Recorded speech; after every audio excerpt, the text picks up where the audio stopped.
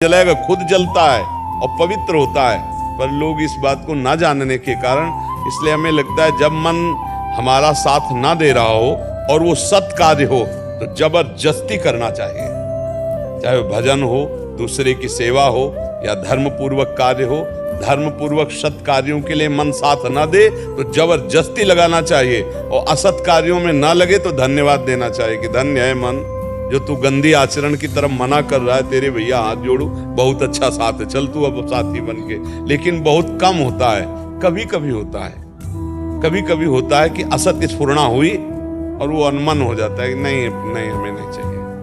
नहीं तो प्रायः ये गंदी ही बातें सोचता रहता है। जैसे पानी को कहीं छोड़ो, नीचे की तरफ ढलान होती है ना, ऐसे ही मन को छोड़ दो तो गंदी बातों में ही जाएगा, अपने आप जाएगा गंदी बातों में। हमें लगता है कि आपको ये निर्णय करना चाहिए कि सदाचरण में नहीं लगता या असद आचरण में नहीं लगता। अगर सदाचरण में नहीं लगता तो जबरदस्ती लगाओ, और असद आचरण में लगता तो जबरदस्ती हटाओ, तभी हमारा जीवन सुखमय हो पाएगा। नहीं, इससे बड़ा कोई दुश्मन हमारे पास नहीं है, हमारे अंदर, हमारे नजदीक इससे बड़ा कोई दुश्मन नहीं है।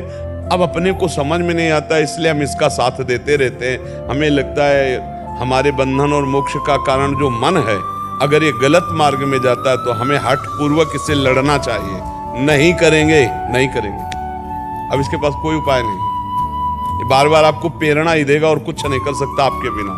और अगर आपके भाई मन कर रहा है कि आज तो, फिर वो आपको बर्बाद कर देगा। फिर वो हठीला है, ऐसा हठ करेगा कि आपको ले ही जाएगा, और इतना बलवान है कि ना कर। वहां मैं रहता हूँ तो नाम बाणी जहाँ श्याम श्यामा तहाँ रसिकों के संग, पर हम मंदिर की अवहेलना नहीं कर सकते क्योंकि हमारे प्रभु का एक अवतार है, अर्चा विग्रह अवतार। तो अर्चा विग्रह के रूप में मंदिर में भगवान विराजमान है। हम नहीं जा पाते हैं या हमारा भाव उतना नहीं बनता, वो हमारा पर्सनल है, पर उसे हम व्यक्त नहीं कर सकते। व्यक्त करने से अपराध बन जाएगा। नहीं जाते हैं, कोई अपराध नहीं है, लेकिन हम कह नहीं सकते। हम इस बात को इसलिए कि भगवान का एक अवतार है, अर्चा विग्रह अवतार। एक भगवान का भावनात्मक अवतार होता है, कभी भी करवा सकते, कहीं भी। मतलब आप मेरे भगवान हैं, ये मेरी भावना है। अब दुनिया आपको कुछ भी कहे, हम आपको भगवान मानते, मेरे भाव से मेरे भगवान आपसे मिलेंगे, आपसे मिलेंगे, क्योंकि हमने मान लिया। जैसे संतों ने अपने सेवकों को कुछ भी दे दिया, पत्थर दे दिया। सिलपिल्ले बाई की कथा आती है, धन्ना जाट की कथा आती है, और उन्होंने भगवान मान लिया। ये भाव का है, हमारा भाव हुआ।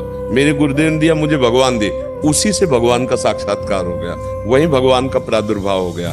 भाव से तुम कहीं भी बच सकते हैं, भाव में बहुत, लेकिन हम कहीं अवहेलना नहीं कर सकते।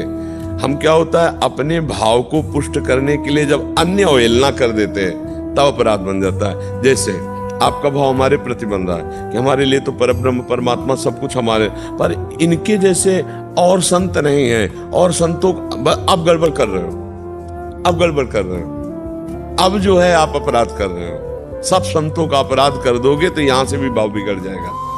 इसलिए हमारी प्रियता है, बस इतनी बात है।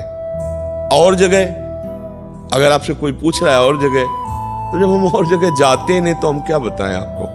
नहीं, और संतों के प्रति तो हम अपने गुरुदेव में सबको देख रहे हैं, तो हम और क्या बताएं। तो हम अपनी जबान को बहुत संभाल करके बोले तो वाणी से अपराध से हम बच जाएंगे। जहां हम एक की प्रशंसा करते हो, किसी की निंदा कर देते हैं, वहीं हमारी पराजय हो जाएगी। जहां हम एक जगह प्रतिष्ठित मानेंगे और दूसरी